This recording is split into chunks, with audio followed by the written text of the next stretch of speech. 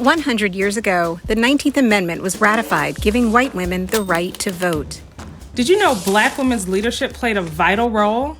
Sadly, it would take decades for them to see their voting dream actualized. Black women on the front lines, their names, legacies, and contributions are often erased from the suffragist story. At the Women's Suffrage Parade of 1913 in Washington, D.C., marchers were attacked, spit on by angry onlookers, and their fellow white organizers pushed Black women to the back of the procession. No celebration of the 19th Amendment is complete until we confront racism and white supremacy.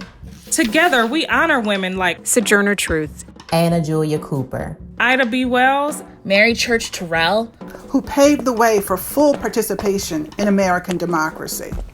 Know their names, honor their legacy, vote.